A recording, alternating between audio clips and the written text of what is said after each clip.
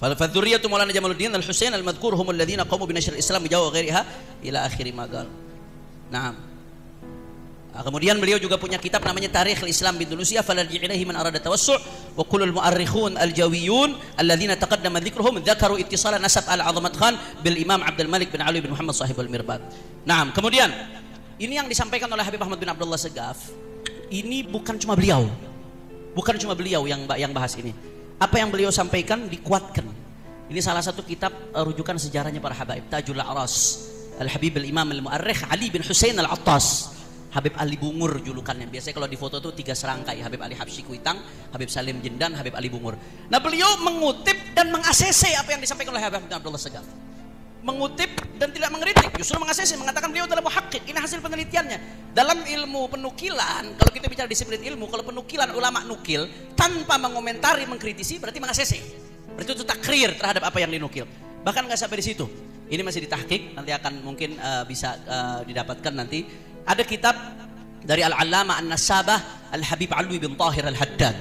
Habib Alwi bin Tahir ini luar biasa, dia termasuk min kibaril mu'arrikhin dari kalangan habaib. Beliau punya satu risalah khusus. Judulnya apa? Judulnya adalah Risalatul Atraf fi Akhbaril Ashraf Al-Abdul Malik. Saya baru dapat 2 hari yang lalu ketika saya mau kemari, ada salah satu orang nasabah namanya Said Aiman Al-Habsyi dari Hadramaut. Beliau ngasih saya kitab ini. Ini kitab ditulis hampir 100 tahun yang lalu, tapi yang tulis seorang nasabah, seorang mu'arrikh yang dikenal di dalam dunia internasional, karangan-karangan Habib Alwi bin Tahir Al-Haddad. Di sini panjang lebar, bahkan menariknya nih, beliau mengatakan apa?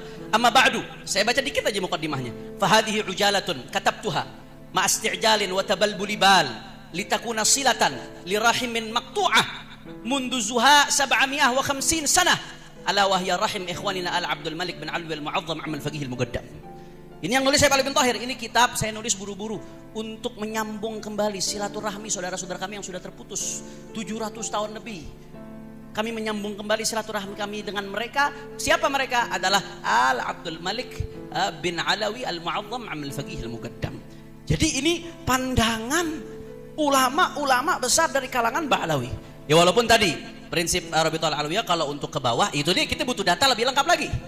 Untuk ke bawah kita butuh data lebih lengkap lagi. Kita butuh data dari Kesultanan Banten, kemudian butuh data dari Kanoman, butuh data dari kesultanan-kesultanan syajarah-syajarah yang ada, supaya betul-betul diteliti, duduk bersama, bikin tim ad hoc.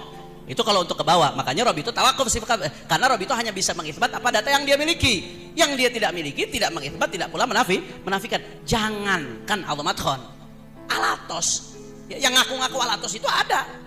Dia bilang palsu sama Rabitatul. Yang ngaku-ngaku bin Syahab di Sukabumi ada orang namanya Hendra. Dari awal namanya Hendra, nggak dikenal sebagai Said. Abahnya ingkar, dia ngaku bin Syahab. Dikeluarkan dari Rabitatul maklumat terputus karena jelas. Tapi kalau yang Rabitatul nggak punya maklumat, nggak punya data, Rabitatul tawakuf, tidak mengisbat, tidak pula mana. Bukan karena apa? Karena nggak ada data. Maka di sini apa yang dikatakan Habib Taufik tadi, Rabitatul terbuka untuk update data. Ayo sama-sama, sama-sama teliti barang-barang. Insya Allah kita mencari ridhonya Allah Subhanahu wa Ta'ala. Nah, kemudian berikutnya yang terakhir sebagai penutup, ya kita lanjutkan besok insya Allah. Nah, saya ini gelisah belakangan ini, resah, bukan apa, karena urusan nasab ini domainnya domain syariat. Kita jangan lupa domainnya domain syariat. Amrun nasab amrun syar'i, urusan nasab perkara syariat. Buktinya apa? Walaupun walad zina secara biologis dia anak, tapi secara syariat nggak diakui. Nasab itu diakui bin fulan, bin fulan, bin fulan, bin fulan. Domainnya domain syariat. Legal hukumnya dalam pandangan syariat adalah fikih. Fikih menentukan turuk itsbatin nasab. Nah, maka sekarang apa ya? Dibikin mulakbat ini belakangan ini dengan digaung-gaungkannya soal tes DNA. Saya nggak mau bahas soal secara saintifik. Saya bukan ahli sains. Takhusus saya S1 saya di Al-Ahqaf jurusan syariat, bidang saya syariat, saya mondok dulu di Dalwa, bidang saya syariat, saya bukan sains bidang saya, ya. Tapi saya pengen baca ada qoror, biar kita tahu nih, nentukan sesuatu tuh pakai metode sesuai dengan ilmunya. Ada qoror dari Majma' Fiqh Islami, Forum Fikih Dunia. Ini Majma' Fiqh Islami, fatwa-fatwanya dijadikan rujukan. Dulu guru-guru kami sebagian di Hadramaut, mufti-mufti tarim yang tulen sekali mazhab Syafi'inya. Kalau ada qoror dari Majma' Fiqh Islami diambil, karena yang kumpul ulama-ulama besar. Nah, soal masalah tes DNA ini, bagaimana? Apakah bisa dipakai buat menetapkan nasab? Saya baca sedikit. Jadi jelas, ini keputusan forum ulama dunia, forum fikih dunia yang resmi diakui dunia internasional. Karena kan DNA masalah nawazil. Kalau kita nyari kitab klasik nggak bakal ketemu soal DNA. Di sini setelah dilakukan penelitian, penelitiannya bukan hanya sekedar basul masail. Jadi ada penelitian lapangan, penelitian saintifik, kemudian dipanggil ahli-ahli, ahli genetik, ahli kedokteran, ahli-ahli untuk dimintakan pendapatnya sehingga tasawur tentang DNA-nya tasawur yang sempurna. Karena nggak bisa kita tentukan hukum fikih tanpa tasawur yang benar. Ini bukan satu dua ahli, tapi forum berbagai ahli dari berbagai internasional, kalangan internasional, forum dunia. Setelah dikumpulkan kesimpulannya, akhirnya korornya apa? Yang pertama, ya saya terjemahkan singkat saja, yang berkaitan langsung dengan nasab. Kalau untuk untuk penyidikan pidana dibenarkan sebagai salah satu korinah, sebagai salah satu pendukung pidana. Yang kedua, ya, bahwasanya penggunaan nasab fi majalin nasab labudda an yuhad bi muntahal hadar wal hita was sirriyah. Lidzalika labudda an tuqaddama an-nusus wal qawaid asy-syar'iyyah 'ala al-basma al-wirathiyah. Penggunaan DNA, tes DNA di dalam urusan nasab itu harus betul-betul hati-hati dan sirriyah, rahasia. Bukan untuk diungkap ke publik. Kenapa? Walidzalika, karena itu kata beliau, labudda an tuqaddama an-nusus wal qawaid asy-syar'iyyah 'ala al-basma al-wirathiyah. Wajib mengedepankan nas dan kaidah-kaidah syariat daripada tes DNA. Jadi kalau ada menurut nas, menurut catatan udah jelas, nggak usah bicara DNA lagi, udah jelas saudara. Bahkan saya dengar tadi dari Kiai Ali Badri katanya family tree-nya sendiri mengatakan kalau hasil ini bertentangan dengan catatan, ikutilah catatan keluarga Anda. Itu ada ternyata tadi saya dengar dari beliau katanya. Yang ketiga, ini penting nih, yang lagi rame, la yajuzu syar'an al-i'timad al-basmal wirathiyah fi nafyin nasab. Tidak boleh secara syariat, ya, berpatokan kepada basmah wirathiyah tes DNA untuk menafikan nasab, nggak boleh. Haram secara syariat. Yang keempat, saya singkat, la yajuz istikhdam al-basmah wirathiyah biqasdi ta'aqqud min sihhatil ansab tsabita syar'an. Enggak boleh pakai tes DNA untuk takut, hanya memastikan doang. Takut memastikan min sihhatil ansab tsabita syar'an.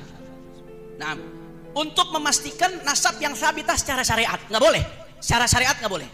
Jadi nasab udah tsabit secara syariat, diakui oleh para nasabah, diakui oleh ulama-ulama, haram. Sekedar untuk memastikan saja haram, enggak boleh. Bahkan ini rekomendasi. Wa yajibu 'alal jihad al-mukhtassah man'uhu. Ya, wajib bagi jihad mukhtassah seperti pemerintah untuk melarang, keluarin undang-undang, larang. Wa fardul 'uqubat, untuk ngasih hukuman bagi siapa? Bagi mereka yang ngutak-atik nasab dengan tes DNA. Ini rekomendasi forum fikih dunia. Kemudian beliau menyebutkan kapan saja boleh dipakai itu tes DNA untuk nasab.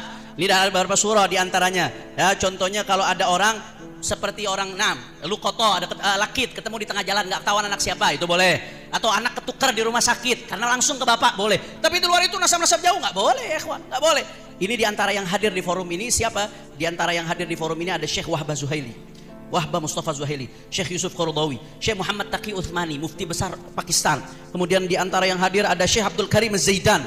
Ulama-ulama besar dan masih banyak lagi ulama-ulama yang hadir yang ikut memutuskan keputusan forum fikih dunia seputar tes DNA. Maka saya harap jangan diacak-acak lagi. Ini urusan syariat, jangan dimain-mainin. Ya, ini urusan syariat, jangan dimain-mainkan. Kita akan tanggung jawab nanti di hadapan Allah Subhanahu wa taala. Jadi ini saja yang saya sampaikan. Dan terakhir sebagai penutup, saya minta kita hati-hati betul.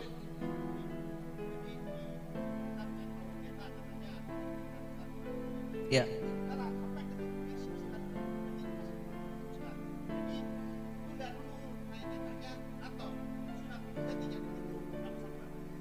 Loh, di sini ini bukan kitab nasab penelitian. Kitab orang nggak boleh kita kotak-katik, orangnya udah meninggal. Ya. Ini bukan Robito. Orang ini orang, bukan Robito. Iya. Bukan Robito yang nyetakin. Nggak ada kaitan, itu urusan disiplin ilmu, ini kan buku sejarah. Nah.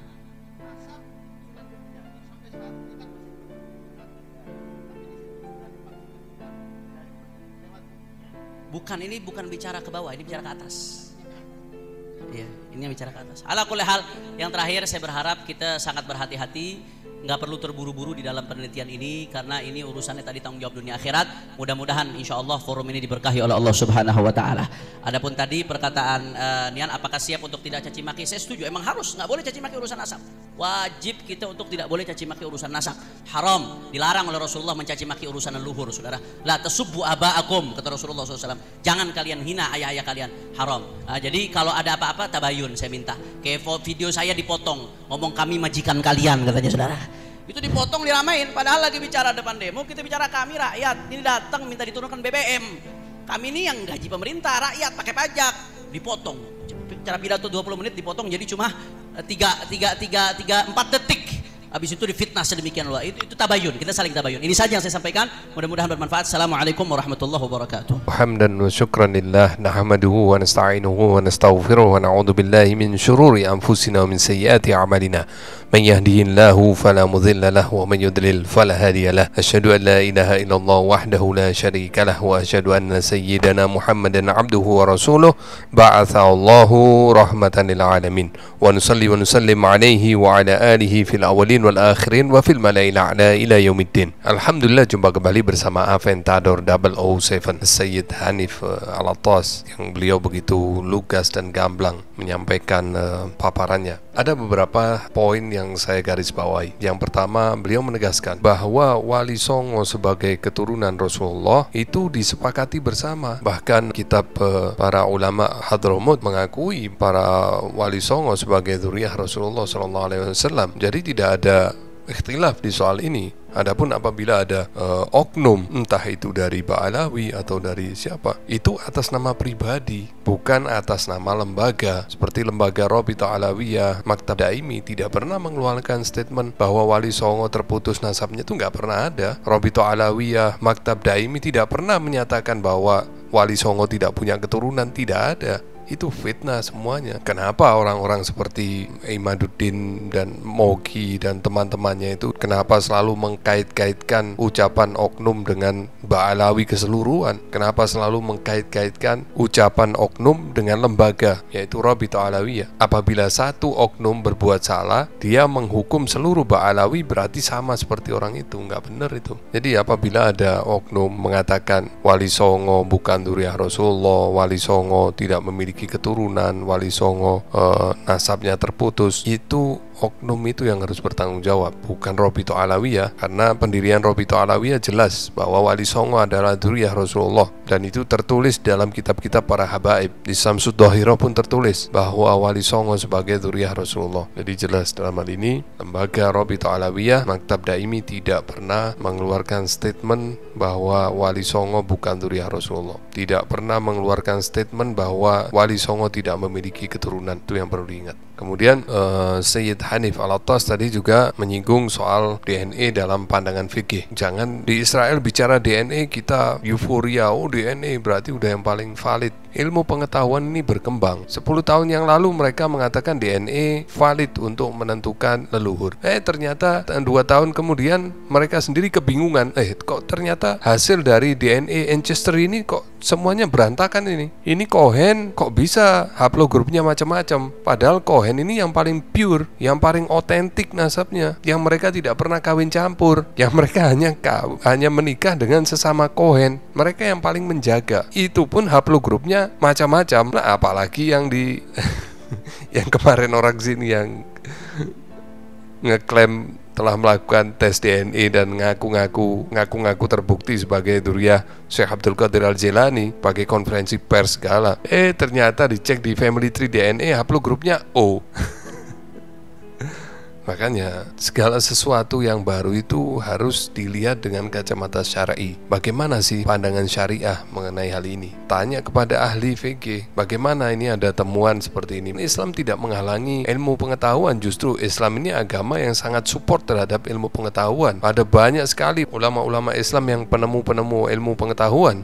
Bahkan internet pun, bahkan komputer yang kita pakai saat ini, kalau tidak ada ulama seperti Al-Khawarizmi, nggak bisa jalan ini. Algoritma itu penemunya ulama Islam. Kalau nggak ada algoritma, nggak ada komputer, nggak ada sekarang teknologi artificial intelligence, AI, nggak bisa gerak, nggak bisa jalan. Internet nggak bisa jalan.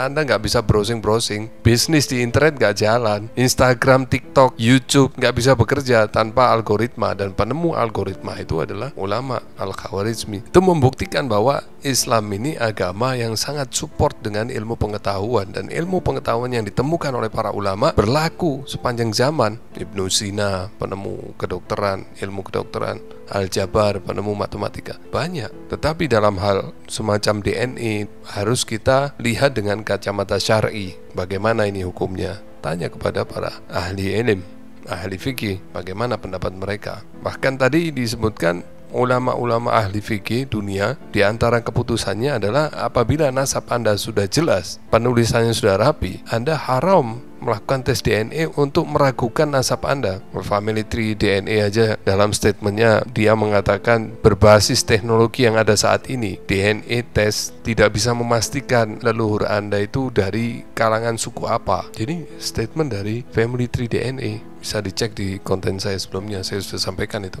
Jadi jangan sekedar ikut-ikutan. Kita ini manusia yang punya akal, punya agama. Itu ya, orang Israel bilang DNA, wah terus rame-rame DNA, apa-apa DNA, ilmu nasab mau dihapus. Ya nggak begitu, apa namanya istilahnya, norot puntek ya, nggak boleh seperti itu. Kita harus punya pendirian. Kemudian beliau Syed Hanif tadi juga sekaligus tabayun bahwa beredar video, potongan video yang mengatakan kami adalah majikan, itu adalah potongan video dalam demo. Kalimat lengkapnya bahwa kami rakyat adalah majikan, bahwa aparat pemerintah itu dibayar oleh rakyat, dipilih rakyat, digaji oleh uang rakyat.